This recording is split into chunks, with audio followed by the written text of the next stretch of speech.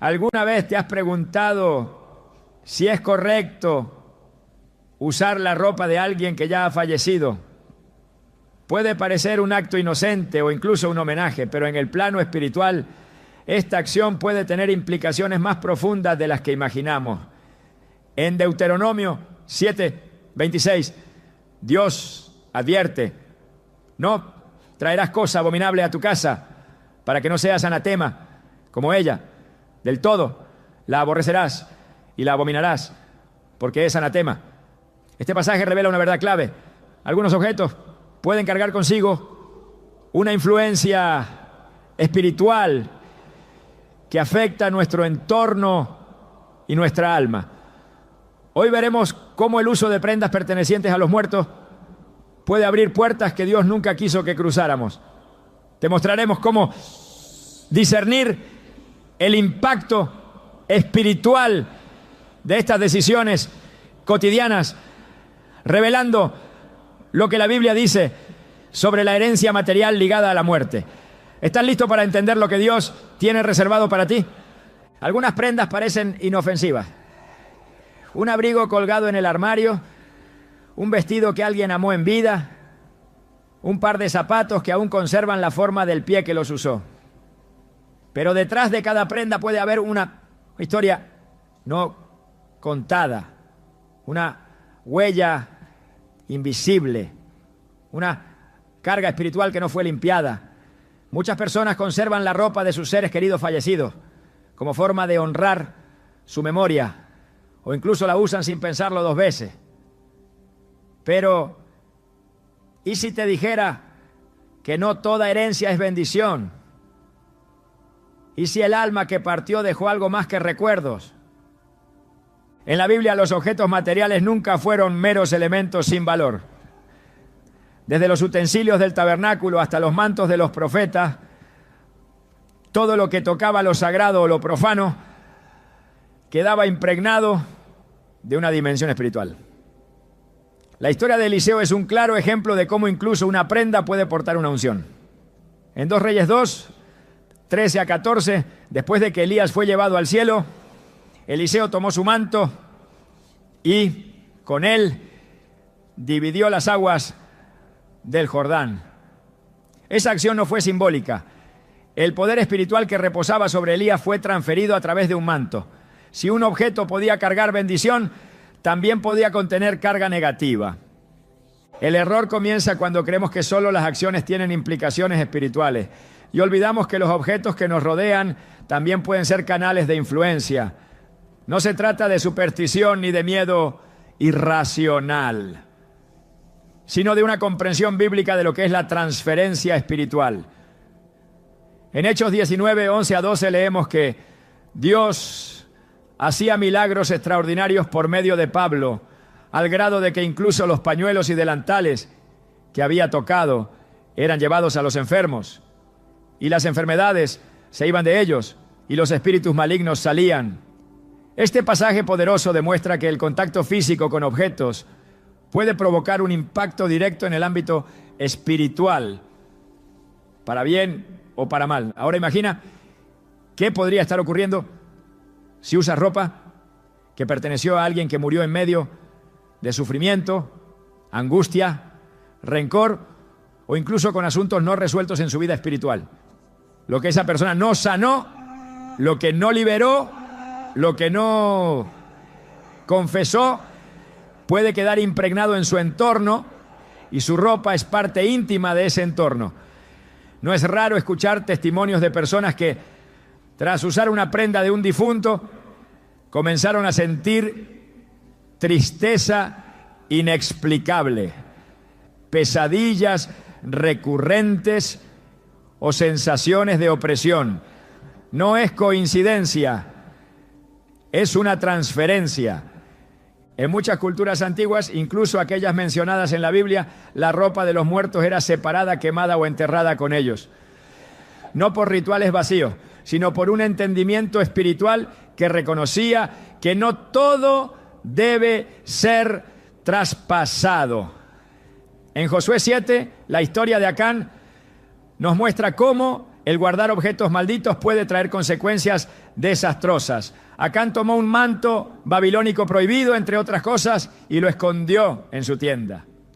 Lo hizo en secreto, pero Dios lo vio. A causa de su desobediencia, todo el pueblo de Israel sufrió derrota. Josué 7:13 dice: santifícate, porque así ha dicho Jehová Dios de Israel: anatema hay en medio de ti, Israel. No podrás hacer frente a tus enemigos hasta que quitéis el anatema de en medio de vosotros. Lo que Acán pensó que era solo ropa y tesoro, en realidad era una puerta abierta a la maldición. Cuando usamos una prenda de alguien que ya ha partido, estamos invitando, quizás sin saberlo, una parte de esa persona a nuestra vida presente. El alma ya no está, pero su energía, sus emociones o sus cargas pueden quedar impregnadas en aquello que tocó intensamente, especialmente en algo tan cercano al cuerpo como la ropa. Cada prenda absorbió lágrimas, risas, miedos, pensamientos, y si la persona no vivía una vida consagrada a Dios, ¿qué huella crees que dejó? No se trata de demonizar el recuerdo, sino de aprender a separar lo emocional de lo espiritual. Muchos guardan la ropa del difunto como una forma de no dejarlo ir, pero Dios no nos llamó a aferrarnos a lo que ya no pertenece a este tiempo. En Eclesiastés 3:6 se nos dice que hay un tiempo de buscar y un tiempo de perder, un tiempo de guardar y un tiempo de desechar. La ropa del difunto puede estar en esa categoría que ya no debe acompañarnos. Lo que fue bendición para él puede no serlo para ti. Y si fue carga, ¿por qué traerla contigo? En mis años de consejería espiritual he escuchado casos donde personas experimentaban opresión, depresión o una sensación constante de tristeza sin explicación, hasta que el Espíritu Santo les reveló que todo comenzó cuando aceptaron usar o conservar prendas de un ser querido fallecido. Uno de esos casos fue el de una joven que, tras perder a su abuela, comenzó a usar sus abrigos y suéteres como un acto de amor y memoria. Al poco tiempo comenzó a tener insomnio, pesadillas y ataques de pánico. Médicamente no había razón. Fue durante una sesión de oración que Dios reveló que debía soltar esa ropa. Lo hizo, la entregó a Dios y fue libre. Su rostro volvió a tener paz. El problema no es el cariño, es el apego espiritual que se forma. Y ese apego impide que avancemos. Dios es un Dios de vida y renovación. Él no desea que vivamos anclados al pasado.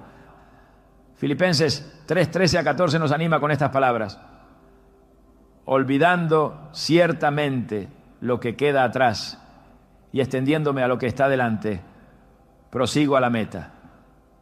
Usar la ropa de un difunto puede ser una forma inconsciente de quedarnos atados a un pasado que ya no nos pertenece, a una historia que ya cumplió su curso.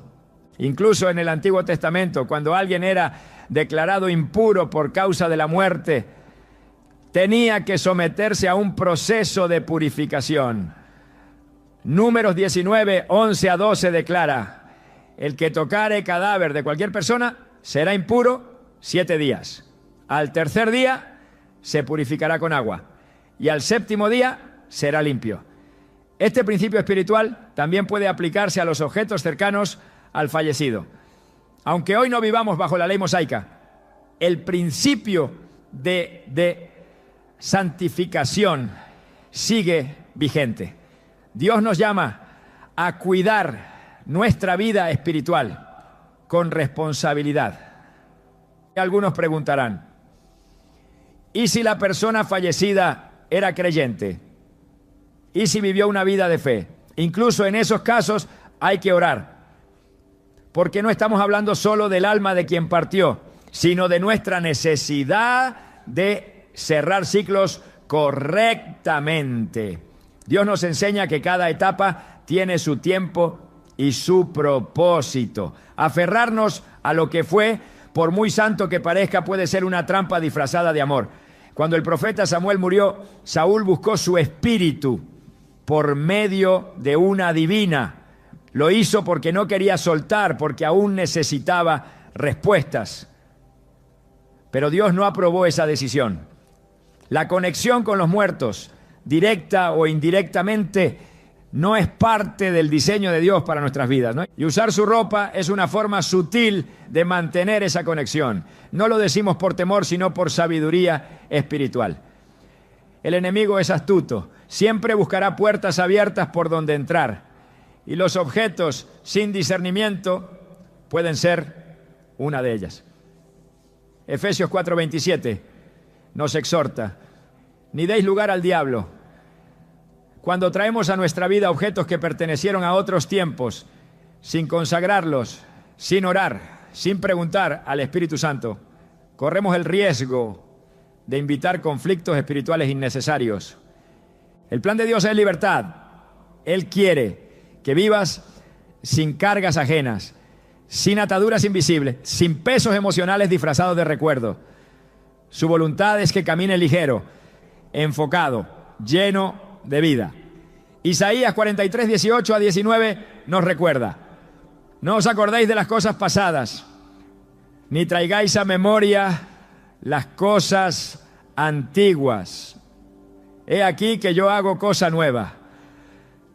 ¿Y cómo hará Dios algo nuevo si seguimos aferrados a lo viejo? No es pecado recordar, pero sí puede serlo el no dejar ir cuando Dios ya cerró una puerta. Hay cosas que se honran con palabras, con obras, con oración, no con objetos. La verdadera honra no está en lo que conservamos, sino en cómo vivimos. Jesús dijo en Mateo 8, 22, deja que los muertos entierren a sus muertos. Una frase fuerte, pero con una enseñanza poderosa. Cuando es tiempo de avanzar, no podemos seguir cargando lo que ya fue. Lo que estás llamado a heredar no son ropas ni objetos, sino el legado espiritual. Si la persona que partió dejó huellas de fe, de oración, de servicio a Dios, eso sí debe continuar. Pero no necesitas su abrigo para vivir esa fe. No necesitas su camisa para recordar su entrega. Necesitas tu propia conexión con Dios. Necesitas vestirte tú mismo de la armadura espiritual. Efesios 6:11 dice: vestíos de toda la armadura de Dios. Esa es la única ropa que realmente necesitas. Al comenzar este camino de discernimiento, muchas personas sienten resistencia interna, porque el alma se aferra a lo que ama. Pero Dios quiere enseñarte a soltar, a cerrar con honra y avanzar con fe. No temas dejar ir la ropa de alguien que amaste. Su recuerdo no está en una tela, está en tu corazón. Su influencia no depende de una prenda, sino de lo que aprendiste de su vida. Y lo que viene para ti es mayor, porque cuando sueltas, Dios llena tus manos vacías con algo nuevo, algo tuyo, algo destinado solo para ti. La ropa del difunto puede parecer un acto de amor, pero si no es guiado por el Espíritu, puede convertirse en una carga. Dios quiere liberarte. Y este es apenas el comienzo de lo que necesitas saber, porque aún hay mucho más que entender sobre las implicaciones espirituales de los objetos, el diseño divino sobre lo sagrado y los ciclos que deben cerrarse para abrir nuevas puertas. Desde las primeras páginas de la Biblia, Dios establece una distinción clara y firme entre lo consagrado y lo profano, entre lo que puede ser traído al campamento de su pueblo y lo que debe ser apartado o destruido. Esta no es una instrucción opcional ni un detalle cultural limitado al Antiguo Testamento. Es un principio eterno que revela la naturaleza santa de Dios y su deseo de protegernos de toda contaminación espiritual. La ropa de una persona fallecida, aunque pueda parecer inocente o sentimentalmente valiosa, entra directamente en esta categoría cuando no ha sido santificada por Dios ni tratada con discernimiento espiritual.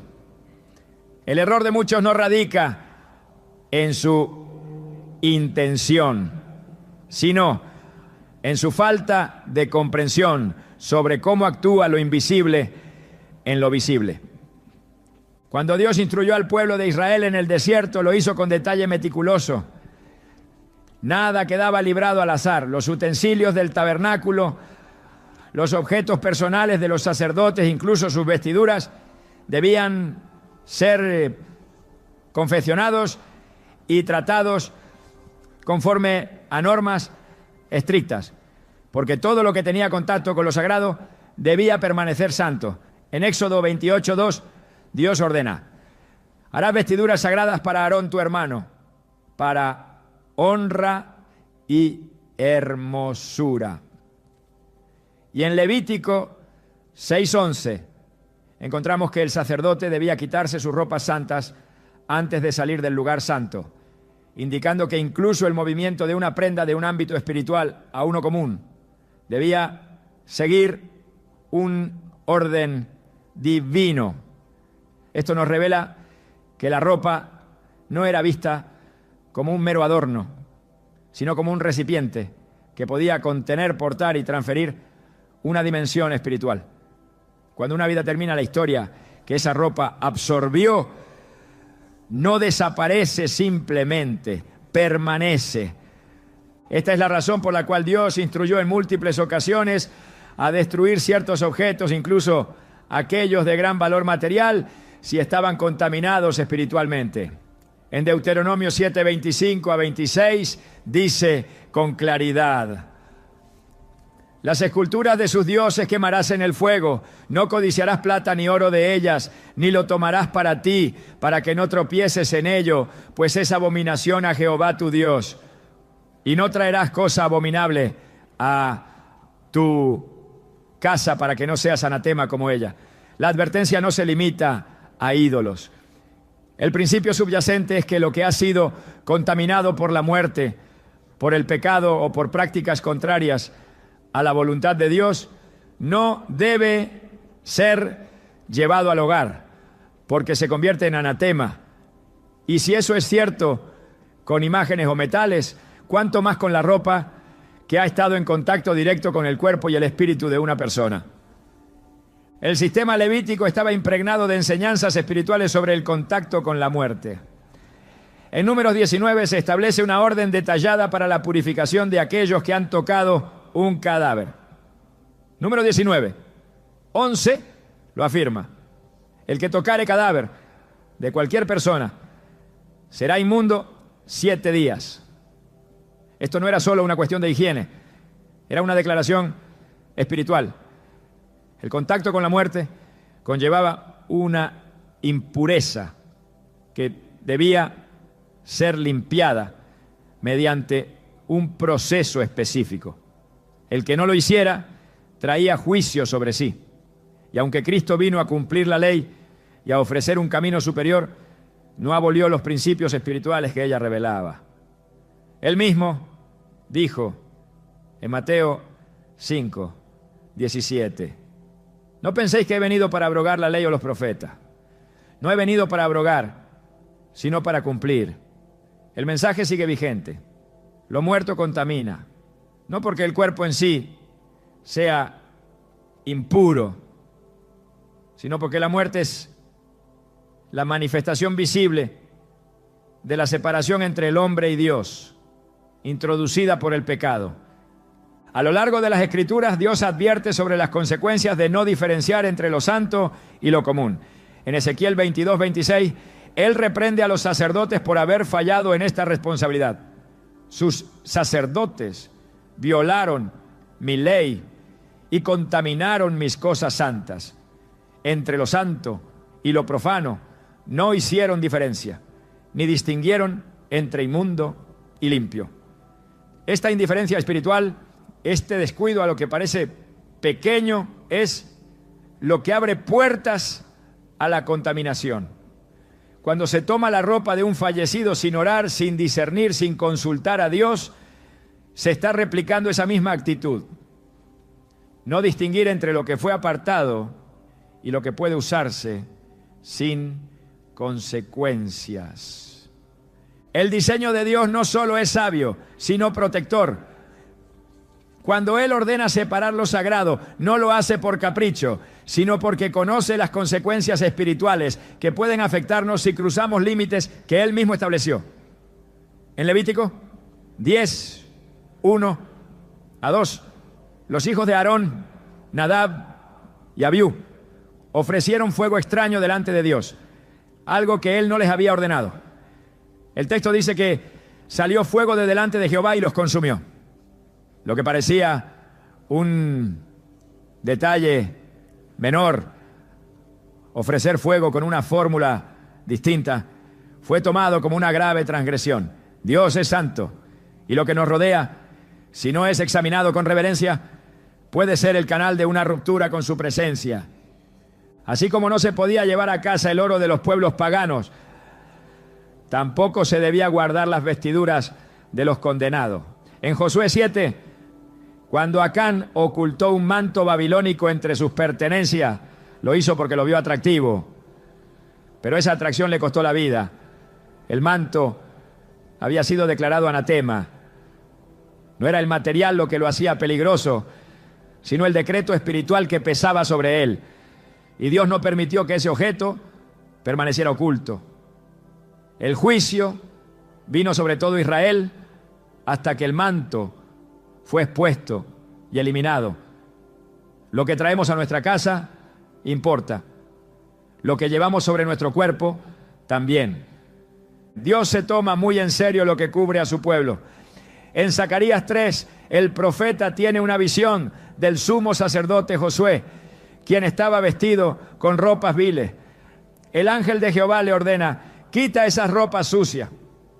Y luego dice: he quitado de ti tu pecado y te he hecho vestir de ropas de gala. Aquí vemos que el tipo de vestidura simboliza una realidad espiritual. La ropa inmunda representa pecado y opresión, peso. La ropa limpia representa restauración, justificación, redención. Si Dios cambia nuestras ropas como símbolo de una obra espiritual interna, ¿qué sucede cuando tomamos sobre nosotros ropas que no nos fueron destinadas por Él?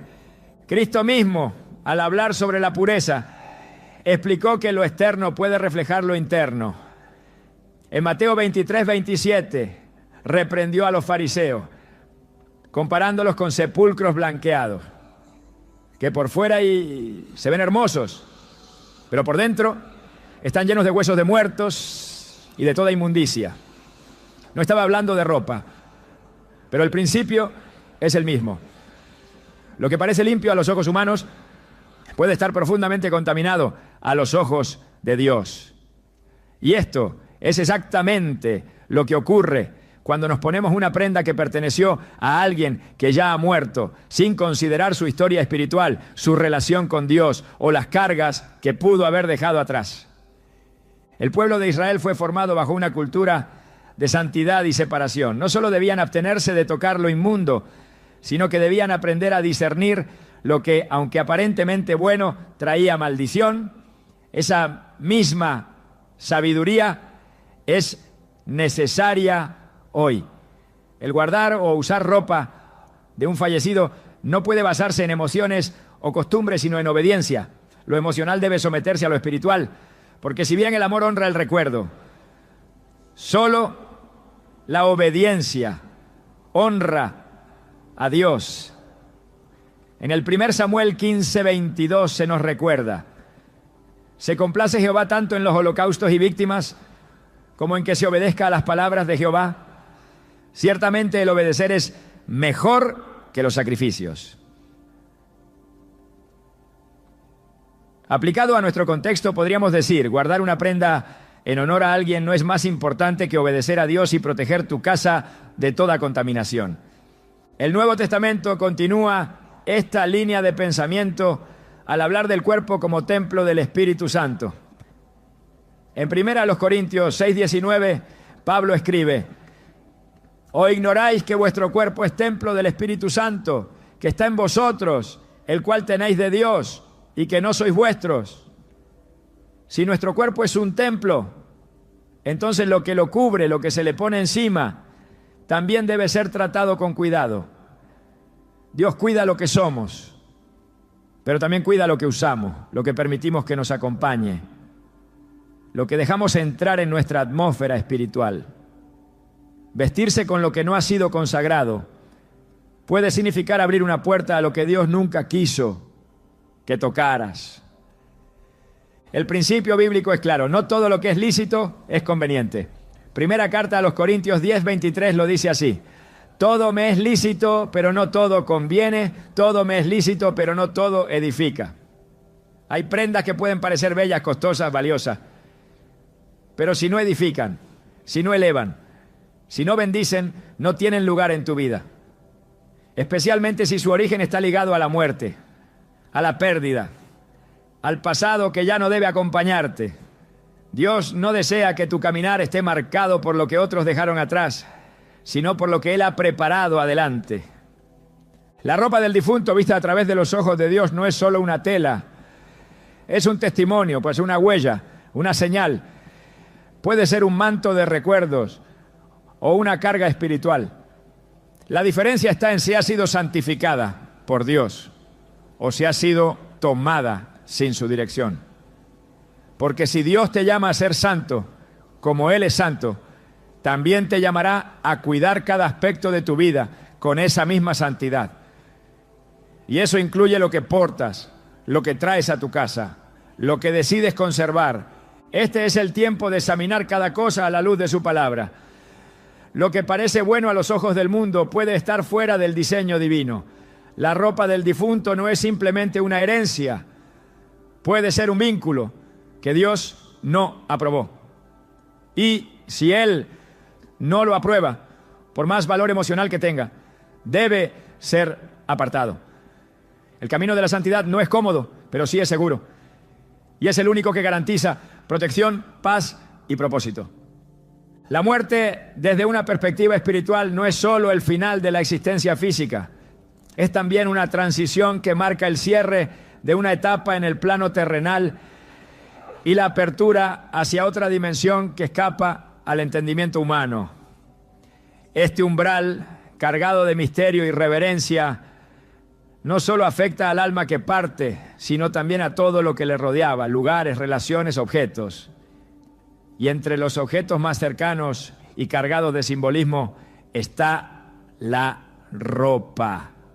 La Biblia revela que la muerte no es un hecho neutral y que el contacto con ella deja huellas, no siempre visibles, pero sí profundas.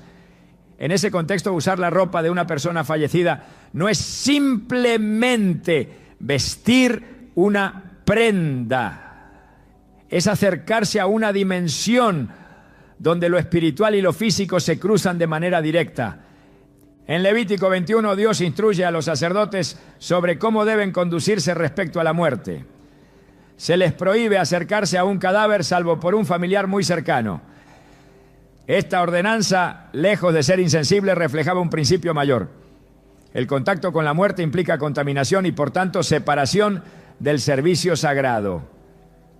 No se trataba de una actitud despectiva hacia los muertos, sino de una protección espiritual para los vivos. Si esto era cierto para quienes debían ministrar en el templo, es igualmente aplicable a quienes hoy desean caminar en santidad y comunión con Dios. Porque lo que ha estado en contacto con la muerte, como la ropa del fallecido, necesita discernimiento antes de ser integrado a la vida del creyente. La muerte, según la Escritura, es un territorio que debe ser tratado con sobriedad y temor reverente. En Números 19, el contacto con un cadáver hacía al hombre inmundo por 7 días. Y no solo el que tocaba el cuerpo quedaba contaminado, sino también quien tocaba una tumba, un hueso humano, o incluso la tienda donde había ocurrido la muerte. La ley establecía que el agua de la purificación debía aplicarse al 3er y 7º día para restaurar la limpieza. Esta meticulosidad subraya que la muerte deja una huella, una marca que no desaparece sola. Aunque en Cristo ya no estamos bajo el antiguo pacto, el principio espiritual permanece. Lo que proviene de la muerte no puede ser incorporado sin pasar por una limpieza espiritual profunda. Muchos creen que una prenda, por el solo hecho de ser lavada con agua, ya está lista para ser usada. Pero la palabra enseña que no toda limpieza es visible. En Mateo 23, 25 a 26, Jesús reprende a los fariseos porque limpiaban lo de fuera del vaso, pero por dentro estaban llenos de rapiña. La enseñanza es clara, no basta con lo externo. La limpieza que Dios exige va más allá de la apariencia. Y si eso se aplica al alma, también puede aplicarse a lo que está en contacto directo con ella. La ropa no es solo tela, es un receptáculo de memorias, emociones y energías espirituales. En cada hilo puede haber ecos de lo que esa persona vivió, pensó o enfrentó. En Ezequiel 44, 23, Dios describe la responsabilidad de los sacerdotes de enseñar al pueblo a distinguir entre lo santo y lo profano, entre lo limpio y lo inmundo. Esta tarea no era opcional, era una prioridad espiritual. Hoy ese llamado no ha desaparecido. Cada creyente está llamado a discernir, y ese discernimiento debe incluir lo que llevamos puesto, lo que entra en nuestra casa, lo que conservamos como recuerdo. Porque cuando no discernimos, abrimos puertas. Y cuando abrimos puertas sin protección, lo que ingresa no siempre es bendición. La muerte en el pensamiento bíblico nunca es tratada como una experiencia neutral. Es el resultado del pecado original y su presencia marca una ruptura. En Romanos 5:12 se dice que por medio de un solo hombre el pecado entró en el mundo y por el pecado la muerte. Es decir, la muerte lleva consigo una señal de separación. Traer objetos impregnados de esa experiencia sin consagrarlo, sin discernirlos, puede transferir no solo emociones, sino también atmósferas espirituales que dificultan la paz, la claridad y la libertad. La ropa, por su cercanía al cuerpo, por su uso continuo, por su impregnación de sudor, piel, fragancias, momentos de gozo o angustia, se convierte en un canal de conexión con lo que fue. Pero en el reino de Dios, no todo lo que fue debe continuar. Hay ciclos que deben cerrarse con firmeza. En el Evangelio de Juan, cuando Lázaro resucita, Jesús da una orden específica: desatadle y dejadle ir. Juan 11:44. La indicación no fue solo que saliera del sepulcro, sino que se le quitaran las vestiduras de muerte, porque no podía caminar en vida con ropa de sepultura. No podía entrar a una nueva etapa con las vendas que marcaban su tiempo de encierro y oscuridad. Este principio es profundamente simbólico. Quienes han sido llamados a la vida no deben seguir vistiendo lo que pertenece a la muerte. Si esto es cierto para quien resucitó, también es válido para quienes viven. La ropa que fue parte del final de alguien no puede ser parte del inicio de otro. Las Escrituras también advierten sobre el poder de lo que se porta. En el caso de los profetas, sus mantos no eran solo una prenda de abrigo, eran un símbolo de identidad espiritual. Elías tenía un manto que pasó a Eliseo, y con él también pasó una doble porción de su espíritu. Eso no ocurrió por azar. El manto fue el vehículo visible de una transferencia invisible. Si una prenda puede transmitir unción, también puede transmitir carga. Y si el que partió dejó asuntos sin resolver, si vivió atado a vicios, resentimientos o prácticas contrarias a Dios, esas vestiduras pueden ser portadoras de una atmósfera que no edifica. Por eso es necesario orar, preguntar, discernir, porque el enemigo aprovecha cada rendija, cada descuido, cada gesto de aparente inocencia para instalar su presencia. En 2 Corintios 6:17 el apóstol Pablo exhorta al pueblo con estas palabras: salid de en medio de ellos y apartaos, dice el Señor, y no toquéis lo inmundo, y yo os recibiré. Este llamado a la separación no es aislamiento físico, es discernimiento espiritual. No tocar lo inmundo implica alejarse de lo que Dios ha declarado como inadecuado, incluso si el mundo lo considera inofensivo. La ropa de un fallecido, si no ha sido tratada con discernimiento y consagración, puede formar parte de esa categoría, porque su historia no ha sido borrada, solo silenciada. Y todo lo que ha estado en contacto directo con una experiencia de muerte necesita revisión a la luz de la palabra. En Apocalipsis 3:4, Jesús elogia a algunos creyentes de Sardis diciendo: tienes unos pocos nombres en Sardis que no han manchado sus vestiduras, y andarán conmigo en vestiduras blancas porque son dignos. El uso del término vestiduras aquí no es incidental. Representa pureza, integridad, fidelidad. Y ese simbolismo está presente en toda la Biblia. Cuando Adán y Eva pecaron, Dios mismo les hizo túnicas de piel para cubrir su desnudez. Cuando el hijo pródigo volvió a casa, el padre ordenó que le pusieran el mejor vestido. La ropa en cada historia representa algo más profundo, una condición espiritual. Por eso, usar una prenda sin considerar su procedencia espiritual es como colocarse una historia ajena sobre el cuerpo. Y esa historia puede no estar alineada con el propósito de Dios para quien la porta. Dios no quiere que su pueblo camine vestido de muerte. Él nos llama a vestirnos de justicia, de alabanza, de santidad. En Isaías 61:10, el profeta declara: me gozaré en Jehová, mi alma se alegrará en mi Dios, porque me vistió con vestiduras de salvación, me rodeó de manto de justicia. Este acto no es simbólico solamente, es una transformación. Dios no pone sobre nosotros ropas prestadas, usadas, cargadas de pasado. Él nos da vestiduras nuevas, limpias, hechas a medida. Y ese mismo principio debe guiar nuestras decisiones prácticas.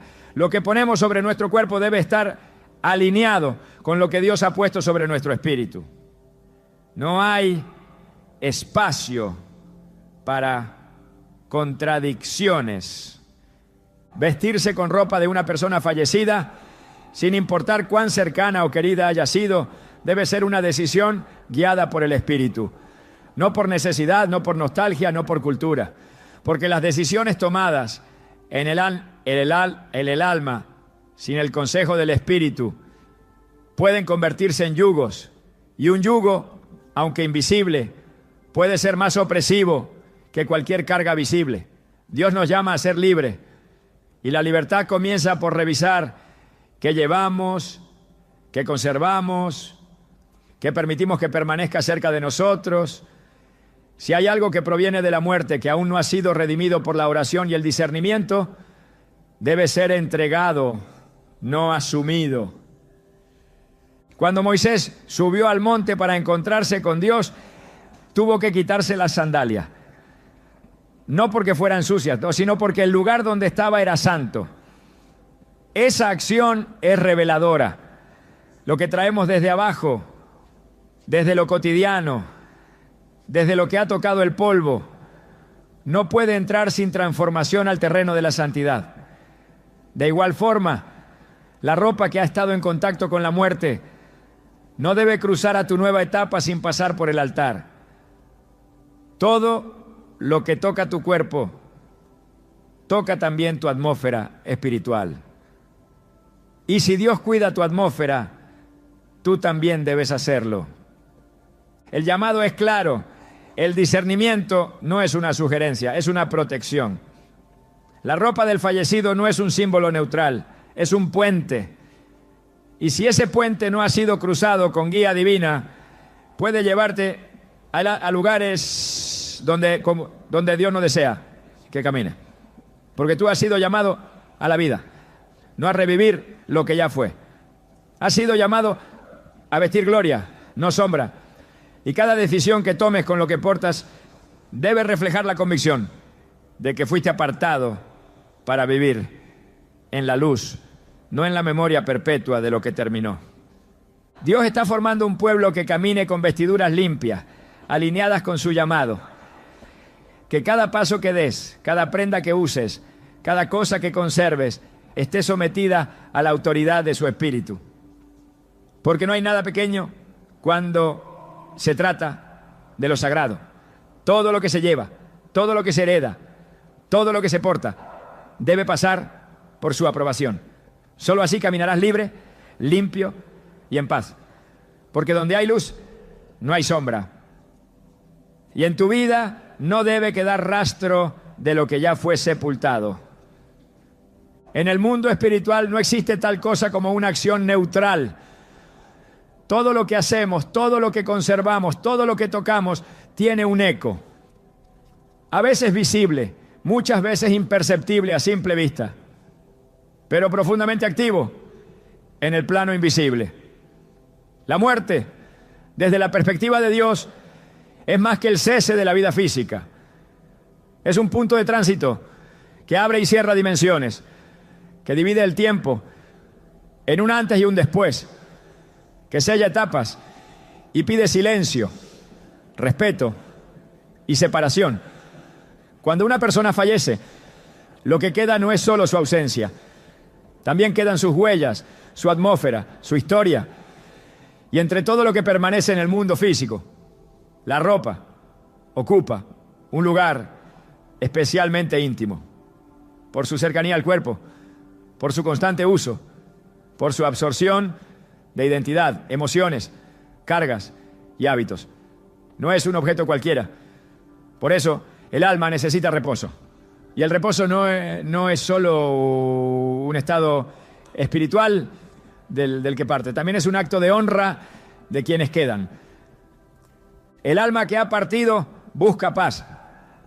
Y esa paz desde lo eterno también implica que no se mantenga atada a este mundo a través de objetos que deberían haber cumplido ya su propósito. Cuando alguien usa la ropa de un fallecido sin discernimiento, sin oración, sin dirección del Espíritu, puede estar prolongando un vínculo que debía quedar cerrado. La memoria no es lo mismo que el apego. La honra no se demuestra conservando lo que no fue consagrado. Y la voluntad de Dios nunca es que vivamos colgados de un pasado que Él ya selló. En Eclesiastés 3:1 se nos recuerda que todo tiene su tiempo y todo lo que se quiere debajo del cielo tiene su hora. Esa verdad abarca incluso lo que hacemos con los objetos que pertenecieron a los que ya no están. Cuando una persona parte de este mundo, su alma entra en un plano de juicio, de descanso o de espera, según los designios de Dios. Pero lo que deja atrás puede, si no es tratado con cuidado, seguir conectado al plano terrenal de manera indebida. En el relato de Génesis 35, cuando Raquel muere dando a luz, Jacob levanta una piedra como señal y continúa su camino. No se aferró a lo que quedó atrás, no cargó con sus cosas, no hizo de su memoria una carga. Su acto fue de honra y despedida. Hay una lección poderosa en ese gesto. La vida sigue cuando se suelta, no cuando se retiene. Dios no diseñó la muerte para ser un ancla emocional. La diseñó en su soberanía como una puerta. Y ninguna puerta fue hecha para quedarse abierta para siempre. El alma descansa cuando el entorno respeta su partida. Y una de las formas más comunes en que ese descanso es interrumpido es cuando se insiste en mantener sus objetos personales como si todavía fueran extensiones vivas de quien se fue. El cuerpo vuelve al polvo, el espíritu va a Dios, pero la ropa, los objetos, lo físico, necesita pasar también por un proceso de liberación. No porque tenga alma, sino porque puede convertirse en un canal de conexión innecesaria con lo que ya no tiene lugar. En el libro de Deuteronomio, capítulo 34, cuando Moisés muere, Dios mismo lo entierra en un valle y nadie supo dónde quedó su sepultura. Ese detalle no es casual. Dios, en su sabiduría, impidió que el pueblo convirtiera su memoria en una reliquia. Impidió que su legado se transformara en un objeto de apego. Porque cuando los santos se convierten en objeto de idolatría o apego indebido, deja de ser útil y comienza a ser estorbo. El alma en reposo necesita que se respete el cierre, que se honre el propósito que cumplió, que no se le arrastre como bandera de nostalgia. La ropa del difunto, si no es tratada con discernimiento, puede mantener activo un ciclo emocional y espiritual que debía haber concluido. No hay paz verdadera en lo que aún tiene un pie en la tierra y otro en el recuerdo. Y la persona que toma esa prenda y la viste sin haber consagrado ese acto, sin haber cerrado ese lazo delante de Dios, puede estar envolviéndose en una carga que no le corresponde. El Salmo 116:15 declara: estimada es a los ojos de Jehová la muerte de sus santos. Dios honra la partida de los suyos, pero también espera que sus seres queridos en la tierra comprendan el significado del descanso eterno. No es olvido, es cierre, no es abandono, es entrega, no es rechazo, es obediencia al tiempo de Dios. El alma no necesita que le construyan altares en la memoria, necesita que se le deje ir con honra. Y parte de esa honra se manifiesta en qué hacemos con lo que quedó. La ropa, aunque material, puede ser un símbolo de algo más profundo, de lo que no soltamos, de lo que no aceptamos, de lo que insistimos en seguir reviviendo. Pero Dios no nos llama a revivir lo que Él ya llamó a reposar. En Isaías 57:12 nos dice: entrará en la paz, descansarán en sus lechos todos los que andan delante de Dios. El descanso del alma no solo depende de su estado delante de Dios, sino también del entorno espiritual que se genera después de su partida. Cuando se aferran objetos, cuando se usan sin discernimiento, cuando se convierten en extensión emocional, el alma no está siendo dejada en paz. Y quien los usa tampoco. La Escritura está llena de actos simbólicos que reflejan respeto hacia lo que ha sido separado. En el templo, los utensilios consagrados no podían ser usados para otra cosa. Lo que era para Dios no podía ser transferido a lo común. Y cuando alguien lo hizo, como en el caso del rey Belsasar en Daniel 5, las consecuencias fueron inmediatas. Aunque la ropa del difunto no sea un objeto sagrado, su uso indebido puede romper principios de honra, separación y limpieza espiritual. Porque no se trata del objeto en sí, sino del estado del corazón que lo toma y de la atmósfera que lo rodea. Dios establece límites espirituales no para limitarnos, sino para protegernos. Y cada vez que cruzamos esos límites, incluso en cosas pequeñas, abrimos puertas que no debían abrirse. El cuerpo fue diseñado para ser vestido, pero no con cualquier cosa. Lo que cubre el cuerpo en la Biblia siempre tuvo un sentido espiritual. Desde las túnicas de piel que Dios hizo para Adán y Eva, hasta las vestiduras blancas de los santos en Apocalipsis. El vestido representa posición, estado, identidad. Por eso, cuando se viste una prenda que perteneció a alguien que ya no está, esa acción no es neutra. Puede sin querer estar trasladando no solo tela sobre la piel, sino atmósfera sobre el alma. Y eso en el ámbito espiritual tiene peso. No todo lo que es material es inocente. No todo lo que parece inofensivo lo es. La sabiduría comienza cuando se reconoce que las cosas no siempre son lo que parecen. Y en el reino de Dios el discernimiento no es un don opcional. Es una necesidad para quien quiere caminar sin cargas ajenas. El alma en reposo necesita que quienes siguen vivos no mantengan vínculos inconclusos con lo que ya fue. La ropa, los objetos, los recuerdos deben ser tratados con oración, con discernimiento, con guía del Espíritu. No se trata de reglas rígidas, sino de comprensión espiritual. Lo que no fue consagrado no debe ser compartido.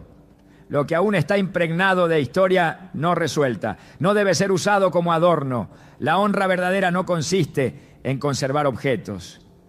Consiste en caminar en libertad y en paz, sabiendo que lo que fue cumplió su curso y que ahora es tiempo de mirar hacia lo que Dios quiere hacer nuevo.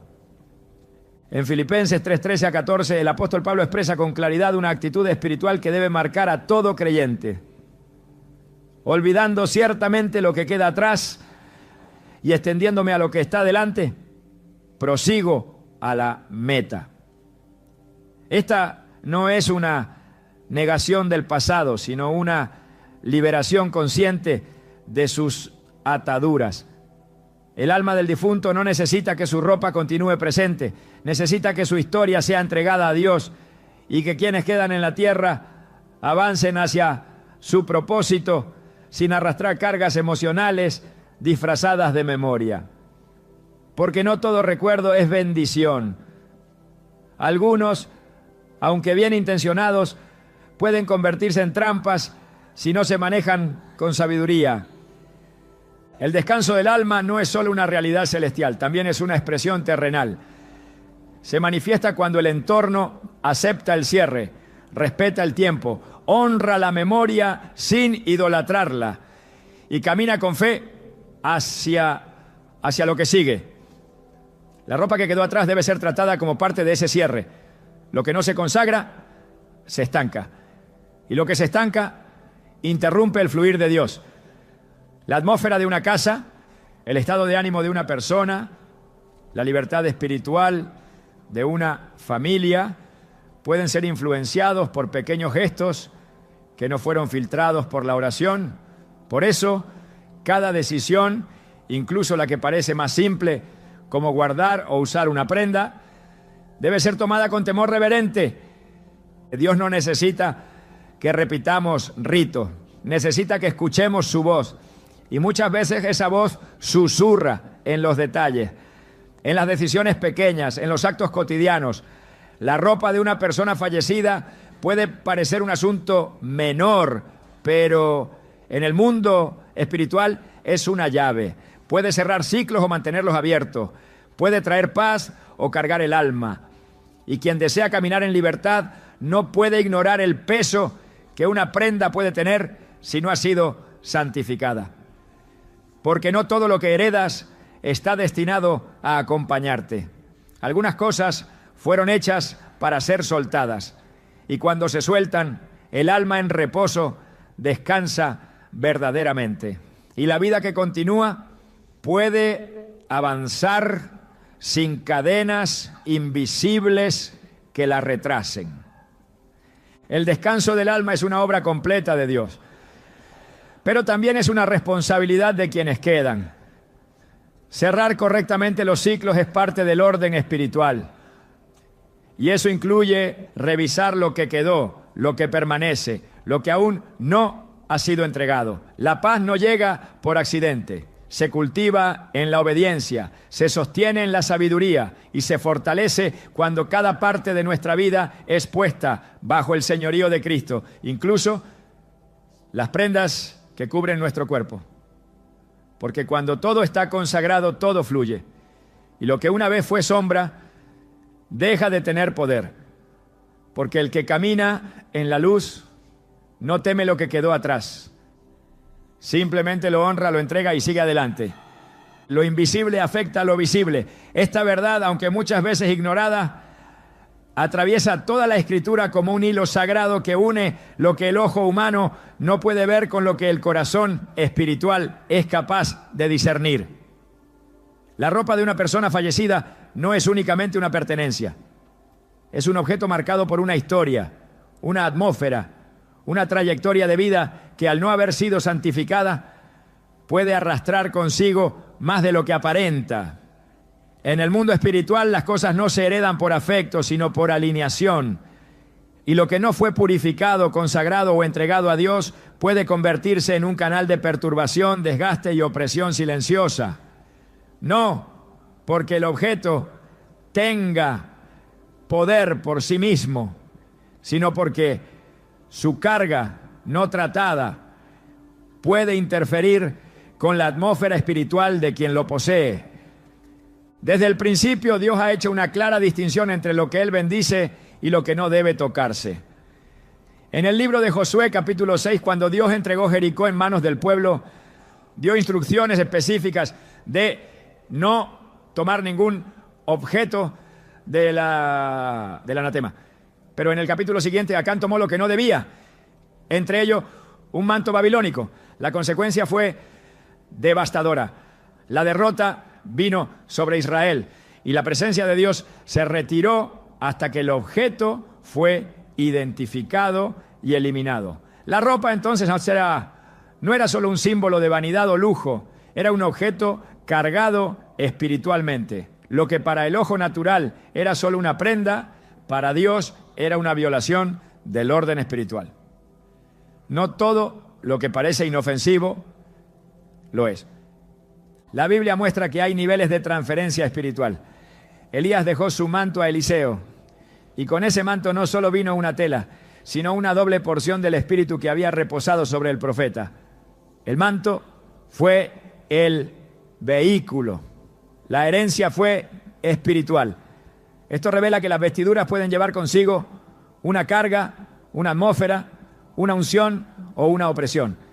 Por eso, cuando alguien toma sobre sí una prenda perteneciente a una persona fallecida, sin la dirección del Espíritu y sin oración de consagración, se está exponiendo a recibir algo que no fue diseñado para su vida. Puede que esa ropa no transporte bendición. Puede que esté impregnada de ciclos no resueltos, emociones no sanadas, vínculos no rotos. Y lo que comienza como un gesto de amor o recuerdo puede convertirse en una puerta abierta a la perturbación. La Escritura nos recuerda que Dios es un Dios de orden y que la limpieza espiritual no es una opción, sino un mandato. En 2 Corintios 7:1 se nos exhorta a limpiarnos de toda contaminación de carne y de espíritu, perfeccionando la santidad en el temor de Dios. La contaminación espiritual no siempre proviene de actos visibles de pecado. A veces proviene de no haber filtrado lo que se permite entrar en nuestra vida. Objetos heredados, sin discernimiento, pueden interrumpir la paz espiritual de una casa. Ropas que pertenecieron a alguien que ya cruzó al otro lado, si no son tratadas con sabiduría, pueden convertirse en focos de confusión, de fatiga inexplicable, de insomnio o de carga emocional que no encuentra causa natural. El espíritu del hombre es sensible y todo lo que lo rodea ejerce influencia. Por eso, Dios insiste en separar lo consagrado de lo impuro, lo vivo de lo muerto, lo útil de lo estorboso. El contacto con la muerte en la ley mosaica era causa de impureza, incluso si no se tocaba el cuerpo directamente, sino una tumba o un objeto que había estado en el entorno del fallecido. Esto no era un mandato sin sentido, era una protección espiritual. Y aunque vivimos bajo la gracia, los principios espirituales siguen vigentes. El respeto por lo que cruzó el umbral de la muerte sigue siendo una línea que no debe traspasarse sin discernimiento. El alma que partió ya no está, pero su historia, sus batallas, su atmósfera puede quedar impregnada en lo que dejó.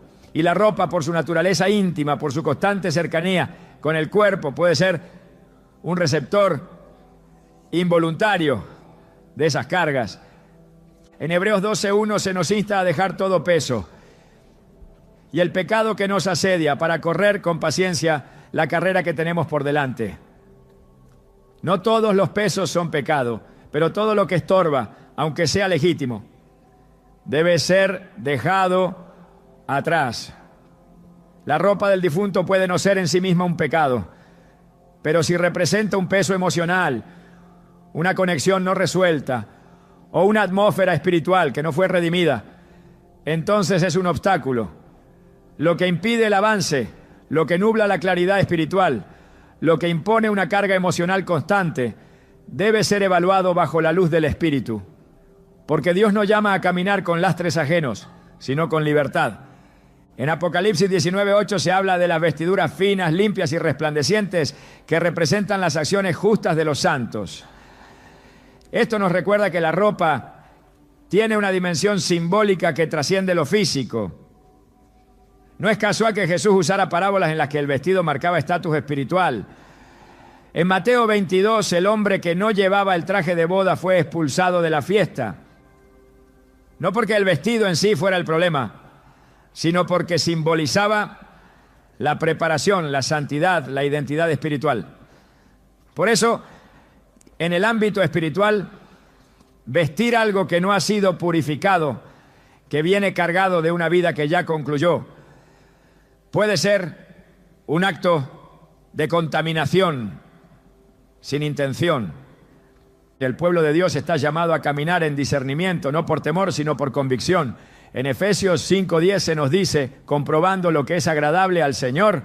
Esto implica poner cada decisión, cada objeto, cada vínculo bajo la evaluación del Espíritu. La ropa de una persona fallecida, si no ha sido consagrada, si no ha sido entregada a Dios, si no ha sido filtrada por oración, puede traer consigo más de lo que se ve. Y quien desea andar en luz no puede permitirse sombras ajenas sobre su vida. Dios desea que su pueblo camine en libertad, sin ataduras emocionales, sin vínculos invisibles con lo que ya no tiene propósito. El alma que ya partió no necesita que su ropa siga activa en este mundo, necesita que su memoria sea entregada en gratitud y que su historia quede bajo el cuidado de Dios, porque lo nuevo no se puede vestir si lo viejo no ha sido quitado. En Efesios 4:22-24 se nos exhorta a despojarnos del viejo hombre y vestirnos del nuevo. Esta exhortación no solo es interna, tiene una expresión externa. Vestirse de lo nuevo implica también dejar atrás lo que no fue llamado a continuar. La paz espiritual muchas veces depende de decisiones prácticas. No todo conflicto interior se resuelve con palabras. Algunos se resuelven soltando objetos que fueron heredados sin haber sido santificados. La ropa del difunto puede parecer insignificante, pero cuando ha sido vestida por alguien que ya no está, sin haber sido consagrada, puede arrastrar una historia que no corresponde. Dios no desea que cargues con lo que no fue escrito para ti. Desea que camines ligero, vestido de su voluntad, cubierto por su propósito y libre de todo vínculo que Él no autorizó. Porque cuando caminas vestido de lo que Él te entregó, todo en tu vida comienza a alinearse con su paz. Cerrar un ciclo es un acto espiritual. No se trata solo de dejar atrás una etapa, sino de sellarla delante de Dios, reconociendo que hay cosas que no deben acompañarnos a lo que viene. La ropa de una persona fallecida, por su naturaleza íntima y cargada de memoria, necesita ser tratada con sabiduría y dirección divina. No es una decisión emocional ni un gesto cultural. Es un asunto que debe pasar por la lámpara de la palabra, porque lo que no es entregado puede convertirse en una carga invisible. La Escritura ofrece principios claros sobre cómo proceder cuando un objeto ha sido marcado por un contexto de muerte. En Números 19, Dios establece que incluso quienes tocaban la tienda donde alguien había muerto quedaban ritualmente impuros y necesitaban purificación. Este mandamiento no respondía a un concepto higiénico, sino espiritual. Era una advertencia sobre lo que puede permanecer cuando no se discierne lo que se guarda o se usa. Y si eso era cierto con una tienda, ¿cuánto más con la ropa que estuvo directamente en contacto con el cuerpo, con los pensamientos, con la vida interior de quien partió? En Isaías 52:11, Dios llama a su pueblo con palabras que atraviesan el tiempo. Apartaos, apartaos, salid de ahí, no toquéis cosa inmunda, salid de en medio de ella, purificaos los que lleváis los utensilios de Jehová. Aquí no se habla solo de una salida física, sino de una decisión espiritual, de no tocar lo que no ha sido consagrado. Este llamado sigue vigente. Lo que heredamos, lo que conservamos, lo que decidimos usar, debe pasar por la purificación que solo Dios puede dar, porque no todo lo que llega a nuestras manos viene con su bendición. Cerrar un ciclo con fe implica entregar a Dios todo aquello que ya no forma parte de nuestro llamado. No se trata de despreciar la memoria, sino de reconocer que hay una línea espiritual que no debe ser cruzada sin su dirección. La ropa que perteneció a alguien que ya no está, no puede ser integrada a nuestra vida como si fuera un objeto neutral. Debe ser evaluada, orada y, si el Espíritu lo revela, apartada. Porque lo que parece inofensivo puede estar sosteniendo vínculos que deben ser rotos. En 1 Tesalonicenses 5:21 a 22 se nos instruye: examinadlo todo, retened lo bueno, absteneos de toda especie de mal. Esa es la guía, no por temor, sino por obediencia. Porque cuando soltamos lo que ya no nos pertenece, abrimos espacio para lo que sí ha sido preparado para nosotros por la mano de Dios. Y en ese espacio nuevo, el alma encuentra descanso, la mente, claridad, y el espíritu, libertad. Solo allí comienza verdaderamente lo nuevo. El discernimiento espiritual también se expresa en los detalles más cotidianos. La forma en que tratamos lo que otros han dejado atrás dice mucho sobre nuestra comprensión del mundo invisible. Más allá de la memoria y el afecto, Dios nos llama a desarrollar una mirada que no se guía solo por lo emocional, sino por la sabiduría que viene de lo alto. No se trata únicamente de lo que tocamos, sino de lo que permitimos que nos toque. Porque cuando vestimos algo, también le damos permiso para acercarse a nuestro ser. El verdadero llamado no es conservar lo que otro usó, sino revestirse del carácter de Cristo. En Romanos 13:14, la palabra nos exhorta: vestíos del Señor Jesucristo y no proveáis para los deseos de la carne. Esta es la verdadera vestidura que Dios quiere sobre ti. No la de un pasado que ya se fue, sino la de una identidad eterna que no se desgasta ni se marchita. Lo que Dios quiere poner sobre ti no ha sido usado por nadie más. Es tuyo, es nuevo y fue diseñado solo para ti. ¿Estás listo para soltar lo viejo y vestirte de lo que el cielo preparó para tu vida?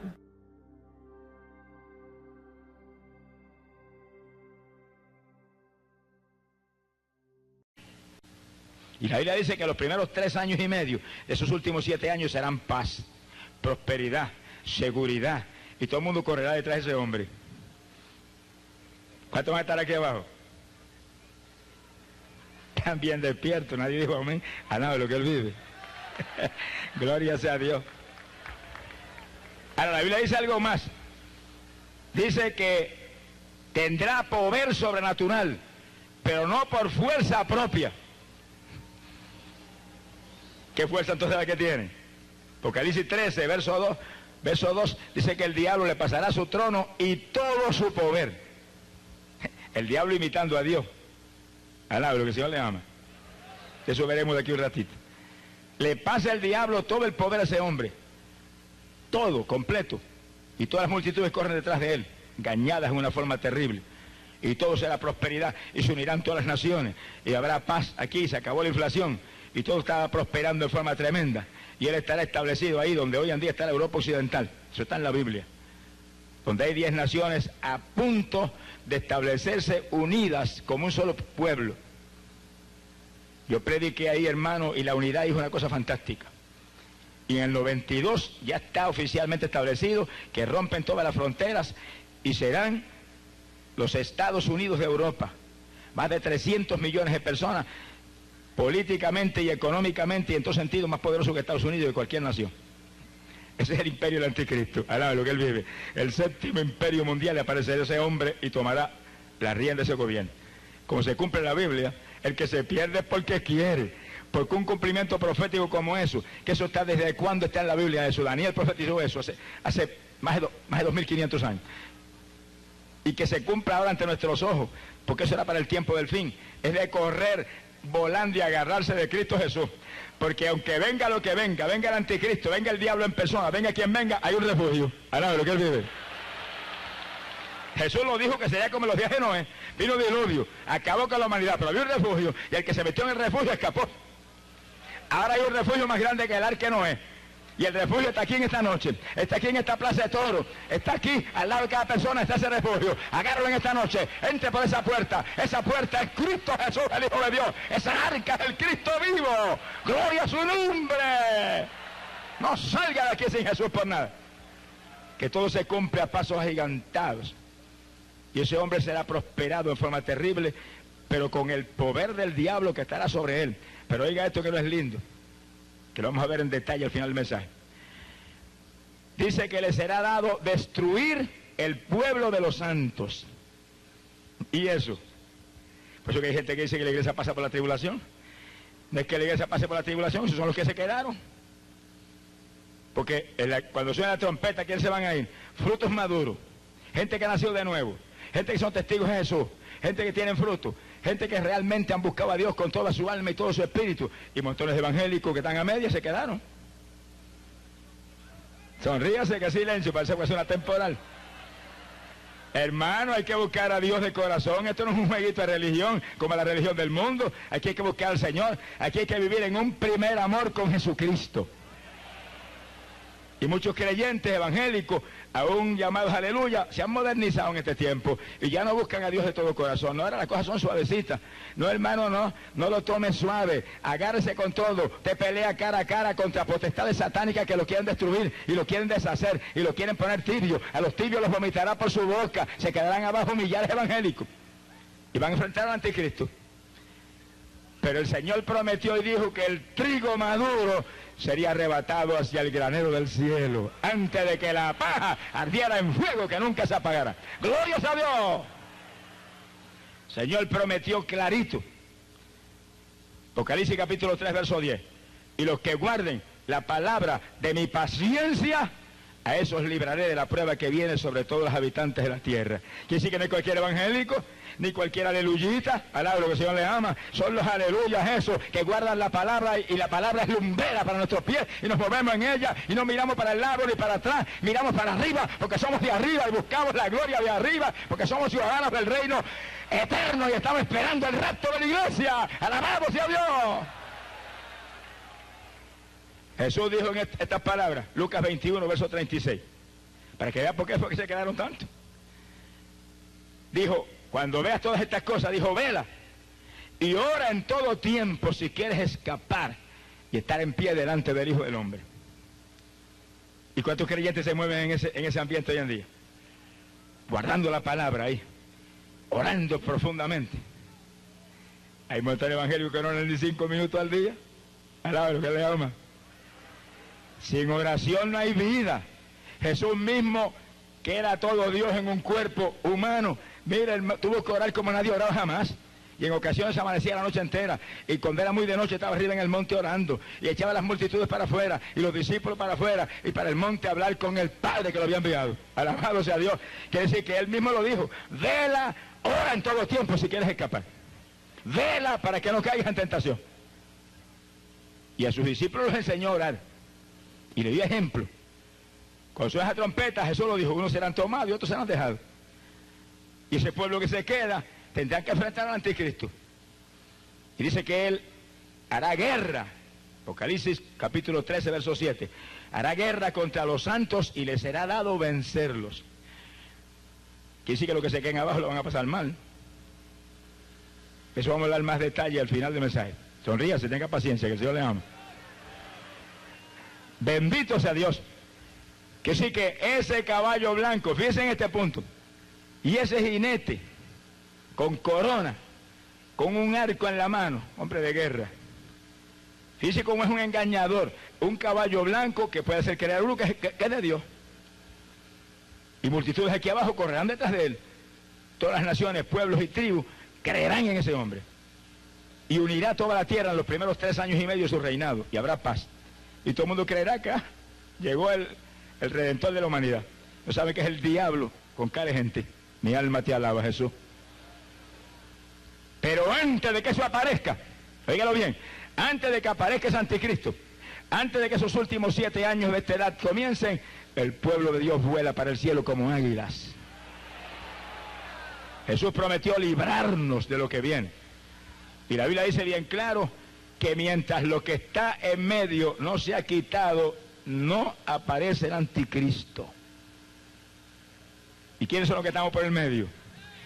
Basta levantar la mano y decir, yo estoy por el medio. Hasta que no me vaya con papá, no puedo aparecer. Al lado, lo que él vive. Quiere decir que son 2 que vienen.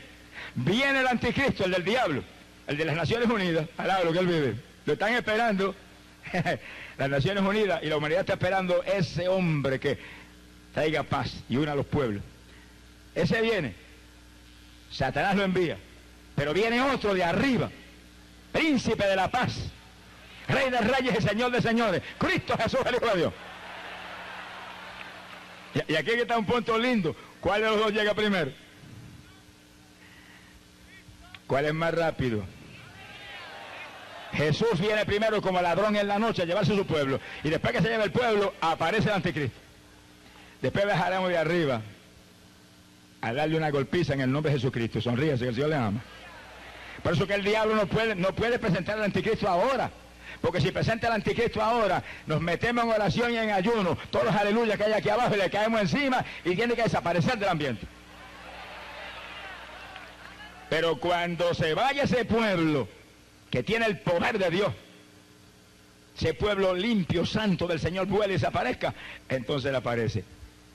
Y hay de esa multitud evangélicos que se quedaron, que muchos están a media, y otros van a despertar cuando desaparezca ese pueblo y se tienen a gritar, llenos de remordimiento, sabiendo de cuántas veces se les presentó que todo estaba cumplido, que se calentara, que esto no es de gente tibia ni fría tampoco, es de gente caliente. Pero no hicieron caso, amaban más la tiniebla que la luz, muy entretenidos en sus cuestiones, muy irresponsables en sus iglesias, y se quedaron. Entonces van a llorar lágrimas de sangre. Sea bendito el Señor Jesús. Y dice que hará guerra, si es el anticristo, él aborrece todo lo que sea de Dios, hará guerra contra los santos y les será dado vencerlo. Eso veremos más detalle ya mismo. Pero en un caballo blanco, un engañador, una mentira satánica que engañará a multitudes aquí abajo en la tierra, se cumplirá lo que dice la Biblia, por cuanto se negaron a creer en la verdad, y cuando la verdad vino lo crucificaron, y lo escupieron y lo despreciaron. Dios permitirá que crean en la mentira. Millares correrán detrás de ese hombre. Sea bendito el Señor Jesucristo.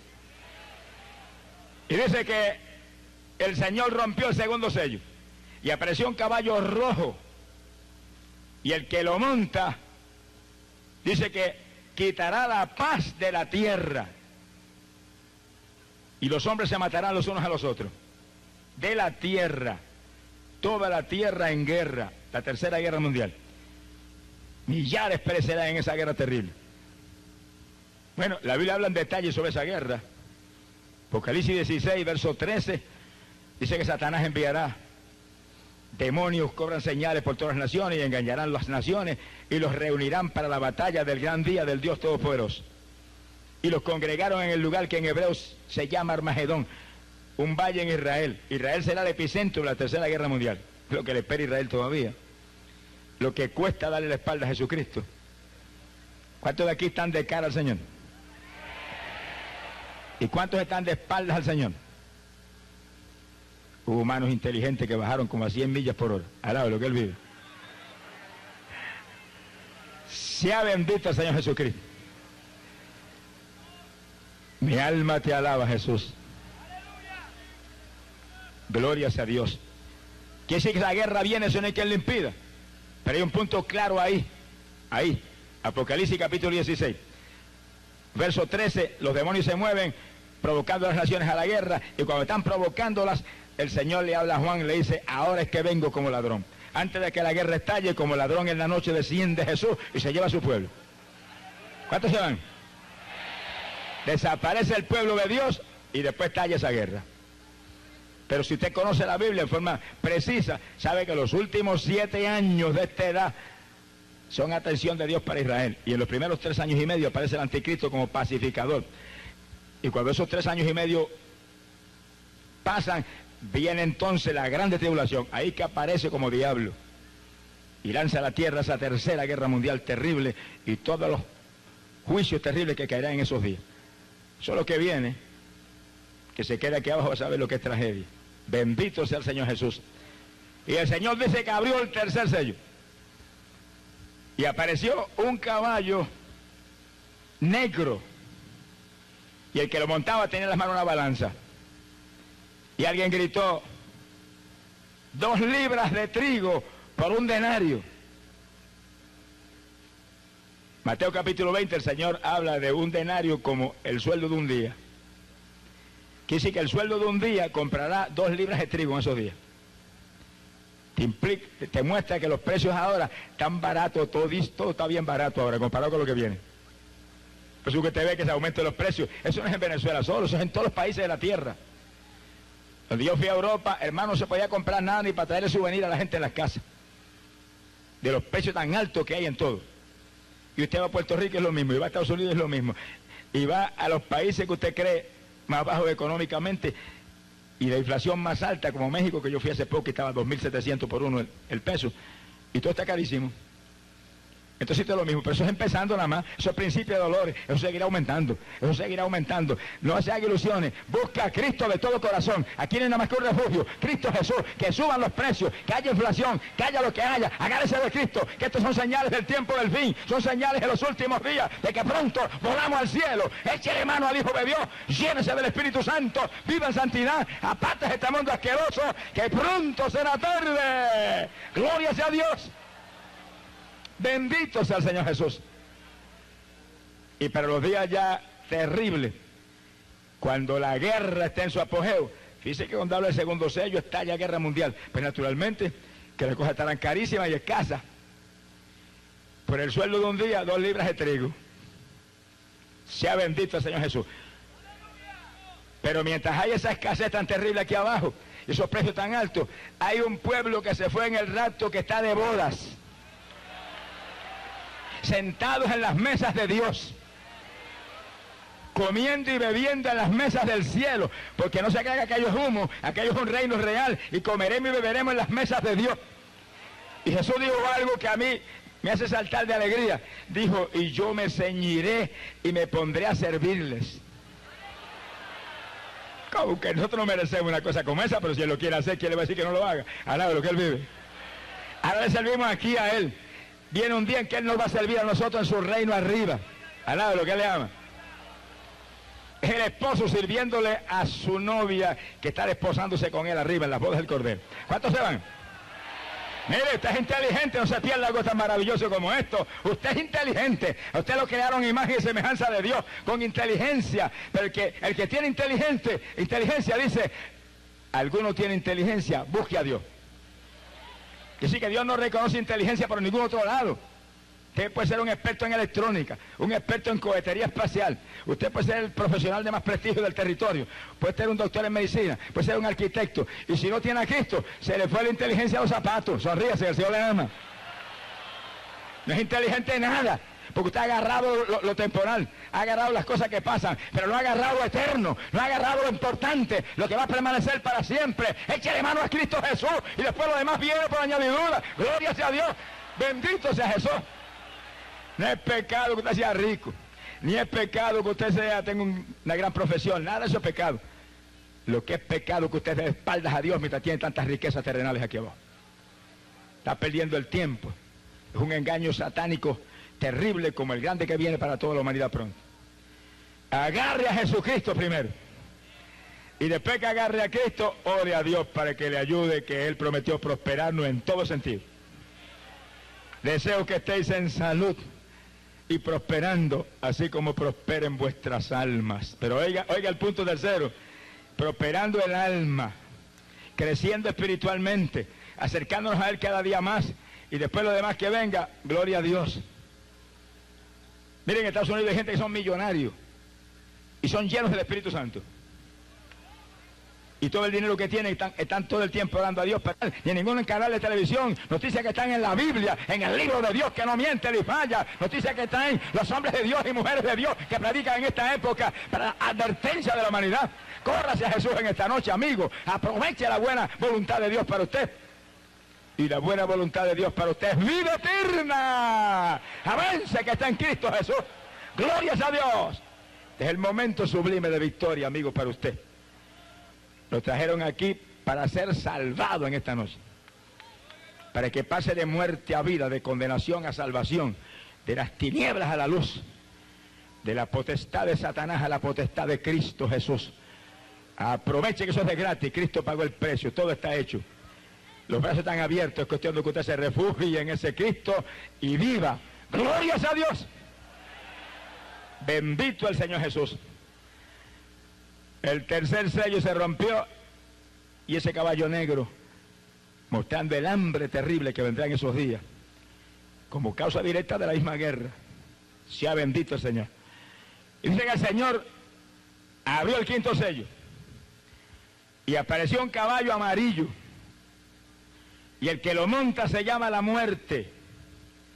Así que las cosas son peores todavía ahora en ese cuarto caballo que lo primero. Y dice que le fue a la potestad sobre una cuarta parte de la población del mundo. Mire eso y calcule eso. Ahora mismo hay más de 5.000 millones de personas en la tierra.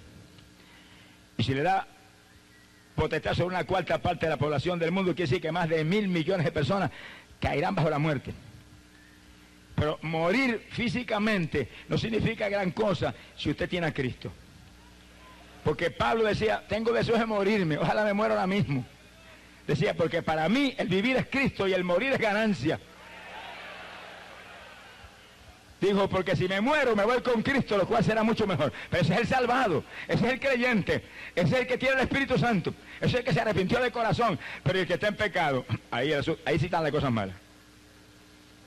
Porque el que está en pecado se muere y está dado al hombre a morir una sola vez y luego el juicio. Pero en lo que llega el juicio, estará una estadía larguita, más de 1000 años en el infierno. Sonríase que el Señor le ama.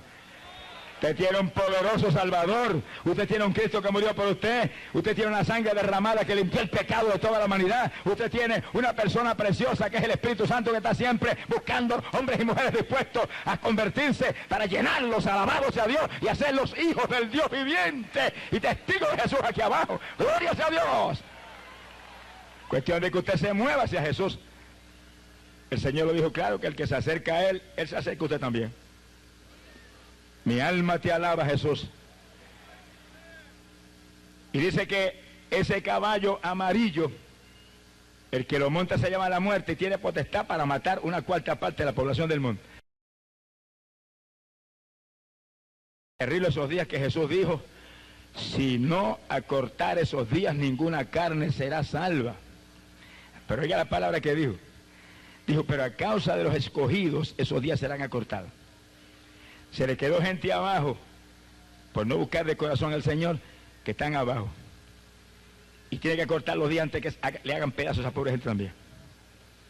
Y el anticristo habrá guerra contra todos esos creyentes que se quedaron. Sea bendito el Señor Jesús. Y dice la Biblia, y la muerte tendrá potestad sobre una cuarta parte de la población del mundo. Pero oiga esto, dice, y el infierno irá marchando detrás de la muerte. Esa es la parte triste, que mueren en esos juicios y se van a la condenación para siempre. Millares y millares de personas. Conforme a la noticia bíblica, más de 1.000 millones de personas perecerán y se irán a la condenación. ¿Cuántos van a estar en ese grupito? Gloria a Dios que todo el mundo se puso serio y quietecito. Si usted está en ese grupo porque usted escogió eso, no le podrá echar la culpa a Dios nunca. Nadie le puede echar la culpa a Dios, porque Dios envió a su propio Hijo a morir por usted. Dios envió, mire, a su unigénito a dar su vida en muerte de maldición, muerte de tormento, muerte terrible, cargado del pecado de la humanidad, para redimirnos de la tragedia del pecado. muerte de vergüenza ante multitudes que se burlaban de él. Que sí, que el que se pierde porque quiere. Si el que a él viene no lo echa fuera, lo recibe, le da poder, le da fuerza, lo transforma desde la mollerita de la cabeza hasta la planta de los pies, le da un nuevo nacimiento. Alaba lo que el Señor le ama. Eso no hay religión que lo haga. Pues hay tantos religiosos perdidos, pero lo hace Cristo Jesús. Ese es el único que lo hace por medio del Espíritu Santo. Corre Jesús en esta noche, escape antes de que se atarde, antes de que las tinieblas cubran la tierra. Reciba a su Salvador y afírmese que cuando suene la trompeta usted vuele con el Señor. Bendito el nombre de Jesús. Ahora, la Biblia añade esto. Dice, y les será dado matar, y nombra 4 formas como van a matar una cuarta parte de la población del mundo. Les será dado matar a espada. Esa es la guerra mundial terrible que viene. Les será dado matar por hambre. No habrá alimento con las lluvias radioactivas de las bombas nucleares. ¿Qué alimento va a haber? Les será dado matar por enfermedades, plagas. Pero ahora tenemos un inicio. Dios ha permitido algo ahora en este tiempo para mostrarnos un anticipo del tipo de enfermedades que vienen esos días. Y tenemos el SIDA. Eso es un reto para la iglesia del Señor terrible. Se supone que hay más de 1 millón de casos de SIDA ahora en la tierra. Y la ciencia médica no ha podido sanar ni uno. Ni tienen esperanza de sanar un caso, no se saben cuántos años. Investigan y hacen cuantas cosas. Damos gloria a Dios que Dios haya levantado la ciencia médica. Pero hay cosas que la ciencia médica no puede. Y si no puede, ¿se va a dejar destruir usted por eso? ¿Hay alguien que puede? Alaba lo que el Señor le ama. Nadie ha podido sanar un caso de SIDA en cuanto a la ciencia se refiere. Hemos visto en las campañas en Puerto Rico y Estados Unidos docenas de personas sanadas de SIDA, que hoy en día testifican con certificados médicos en las manos que dicen negativo en letras mayúsculas. Alaba lo que él vive. Quiere decir que Dios ha permitido una plaga tan terrible como esa. Y los que están aquí entiendan que esto no es casualidad. El SIDA ha venido por los homosexuales. Esa aberración terrible de la homosexualidad, de ahí salió el SIDA. Un juicio terrible por haber cambiado las normas de Dios. Ahora es a todo el mundo. Empezó por ellos, pero ahora hasta creyentes. Que yo iba en Puerto Rico predicando la palabra y he visto 4 y 5 hermanas de iglesias pentecostales con SIDA. Ellos no habían pecado, pero tenían maridos inconversos. ¿Lo entendidos entienden? Gente inconversa que no tiene temor de Dios, que corren con cualquier prostituta y 80% de las prostitutas tienen SIDA. Y después viene la pegó el SIDA a la pobre mujer que vive para Dios. Y Dios lo permite, ¿por qué? Para que la iglesia se meta en oración y ayuno y reprenda al SIDA y lo entierre. Alá, lo que el Señor le ama. Porque la iglesia no se puede quedar quieta ante un ataque diabólico como ese, no. Se tiene que levantar en guerra. Lo que pasa es que la guerra no es contra carne ni sangre, ni es con armas carnales. La guerra aquí es con armas espirituales. Aquí hay que meterse en ayuno y en oración y en vigilia y en intercesión con lágrimas y con gemidos y en lengua. Y el SIDA se deshace. Alabado sea Dios, el virus se muere. Gloria sea Dios. Bendito sea Dios. Yo vi un caso de SIDA que trajeron una campaña en un sector de Santurce, en Puerto Rico, que estaban frente a la plataforma y lo tenían aguantado entre 2. Y si lo soltaban se caía al piso de tan avanzado que estaba el caso y tan débil que estaba el hombre, un hombre joven como de 25, 26 años. Yo le dije, agárrese de la plataforma, suéltenlo. Y no tuvo fuerza para agarrar la plataforma, estar en pie, se desplomó y cayó al suelo. Lo levantaron de nuevo y lo aguantaron. Pero cuando le oramos, entonces no se cayó al piso por falta de fuerza, fue que el poder de Dios vino sobre él con tal impacto que cayó postrado como muerto y quedó 4 o 5 segundos. Pero cuando se puso de pie, salió corriendo que parecía un tren expreso. Y le dio 2 vueltas a la plataforma, por detrás de la plataforma y por el frente. Y corrió, y después se subió por la escalera, me dijo, ¡estoy nuevo! Yo dije, eso es lo que dice la Biblia, que Cristo hace todo nuevo. Alaba lo que él vive. Estoy sano, no siento un síntoma, estoy... Mire, yo sentí un corrientazo, me dijo, tan terrible que caí como fulminado. Pero mientras estaba en el piso, sentí ese poder que corría por todo mi ser. Iba sintiendo fuerzas que entraban en mi organismo. Nuestra fortaleza viene de Jehová, que hizo los cielos y la tierra. Meses más tarde apareció en una campaña que yo daba en Jayuya, que eso es en las montañas allá en Puerto Rico. Y me dijo, he aumentado como 25 libras, aquí estoy para testificar lo que Dios hizo conmigo. Todavía corría, al lado de lo que alejamos. Sea bendito el Señor Jesús. Pero los días terribles de la tribulación, olvídese, no habrá fuerza aquí abajo para tomar dominio de ninguna de esas plagas.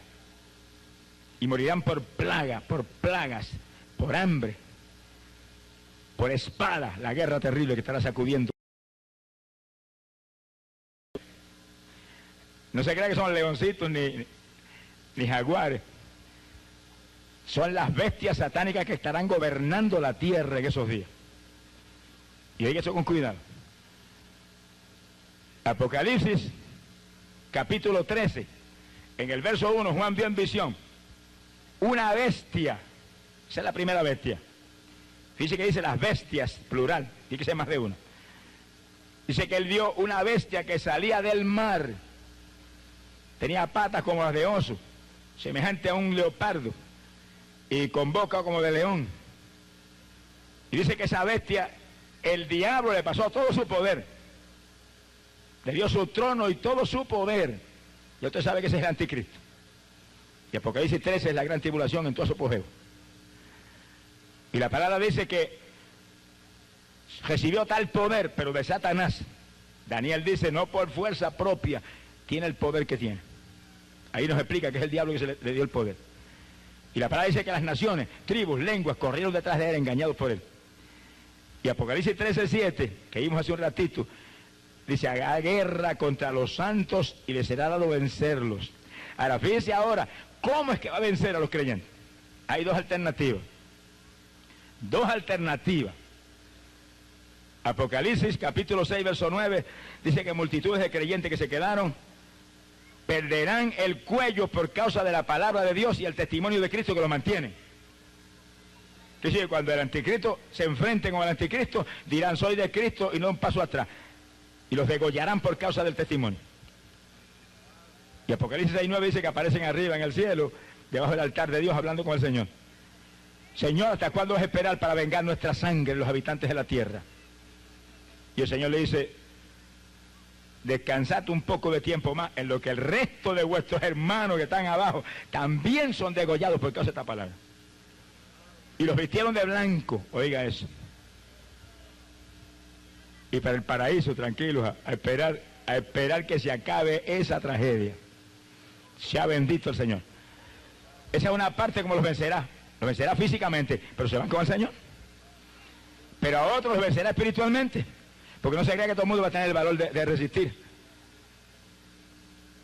la tragedia que viene sobre los que resistan al anticristo. Sonríase, qué silencio, parece que es un temporal. Resistir, porque dice la Biblia que los que se rindan serán marcados por el anticristo. Una marca en la mano o en la frente.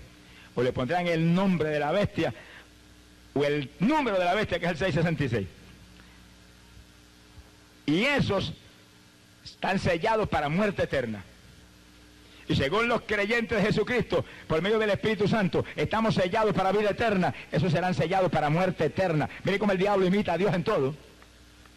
Dios tiene un sello de vida eterna y el diablo tiene un sello de condenación eterna. Y en esos días terribles tendrán uno de los dos sellos. Y el que resista, como en los días de la catacumba, que los Césares declararon proscrito el cristianismo, y el que era cristiano lo mataban, lo echaban a los leones. Algunos negaron la fe, se los llevó el diablo, pero otros mantuvieron la fe y se los comieron los leones, pero se fueron con el Señor. Porque el que mata todo de afuera, si el de adentro es de Cristo, sale más vivo que nunca y se va a nada de lo que él vive. Sea bendito el nombre de Jesucristo. Quiere decir que esa es la primera bestia, el anticristo, que sale del mar. Mire dónde sale ese poder diabólico que se mete en ese hombre. Eso está metido allá abajo en el abismo. ¿En qué lugar lo tendrá el Señor ahora? a esa rata, mi alma te alaba. Pero saldrá de ahí y entrará en ese hombre. Y lanzará a la tierra la gran tribulación y hará pedazos a los creyentes que se queden abajo. Y los que nieguen la fe, que no resistan, porque los que no estén sellados con ese sello en la mano y la frente no pueden comprar, ni vender. Nada, tendrá controlado todo, todo. Y el número es el 676. Mire, y ahora mismo, en el mercado común europeo, donde están los 10 reinos de la Europa.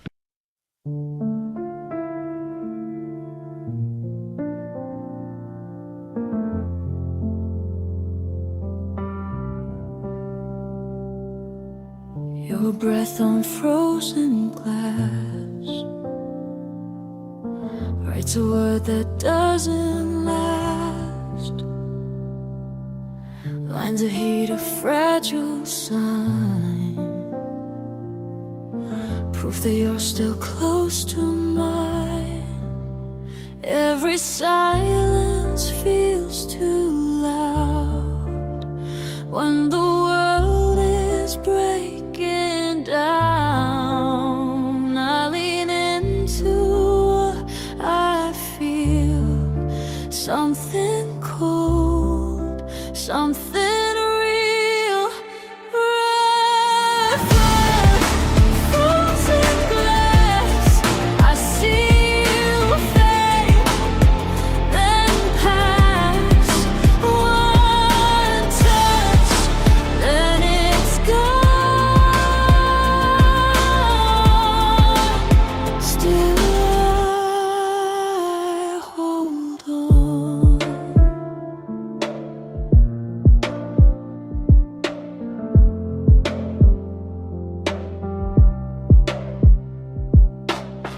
Midnight hums beneath the skin. Let the quiet pull me in. All the things we never said float like smoke above our heads. I don't need a flame or a spark, just your shadow in the dark. Every moment slips too fast, like breath on frozen glass. Breath on frozen glass, I see you fade, then pass. One touch, then it's gone.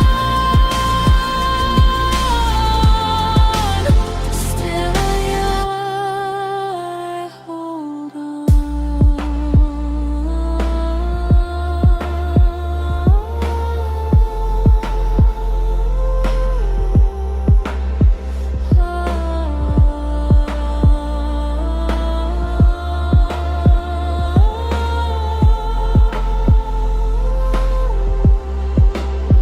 If this warmth is all we get, let me feel it, don't regret. Even ice can feel the flame for a second, just the